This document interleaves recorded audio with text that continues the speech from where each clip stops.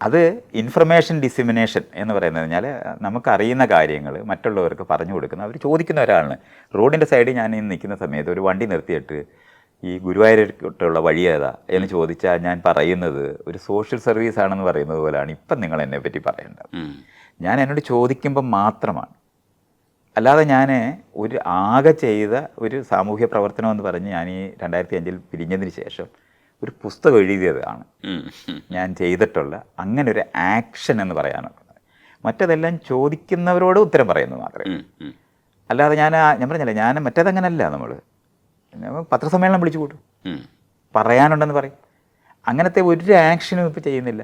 ഞാൻ ഒരാൾക്കൊരു പ്രശ്നം ഉണ്ടെന്ന് കേട്ടോ, അല്ലെങ്കിൽ ഒരു നാട്ടിലൊരു ഒരു കലാപം ഉണ്ടായെന്ന് പറഞ്ഞാൽ പണ്ടാണെങ്കിൽ വണ്ടി എടുത്ത് അങ്ങ് പോവും, ആദ്യത്തെ ട്രെയിനിൽ കയറി എത്തും. പ്രശ്നങ്ങൾ ഉള്ളിടത്തേക്ക് യാത്ര ചെയ്യുന്നതാണ് സാമൂഹ്യ രാഷ്ട്രീയ പ്രവർത്തനം. പ്രശ്നം ഉള്ളിടത്തേക്ക് വന്നു, പ്രശ്നത്തിൽ നിന്ന് ഒഴിവായി നിൽക്കുന്നതല്ല.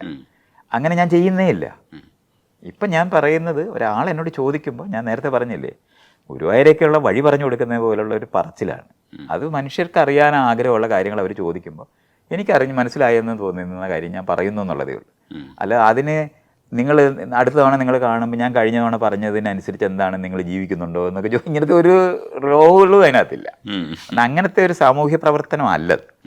ഈ തെറ്റായ ചോദ്യത്തെ ശരിയാക്കി ചോദിക്കാൻ പ്രേരിപ്പിക്കുന്ന ഒരു പ്രവർത്തനമാണ് ശരിക്കും മൈത്രേയൻ നടത്തുന്നത്.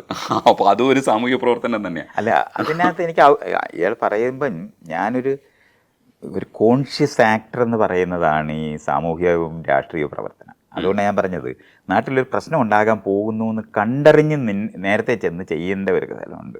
ആരും പറയണ്ട, ഫോൺ വിളിച്ച് പറയണ്ട നമ്മൾ അവിടോട്ട് എത്താനായിട്ട്. പത്രത്തിലൊരു ന്യൂസ് കണ്ടാൽ നമ്മൾ പോകും.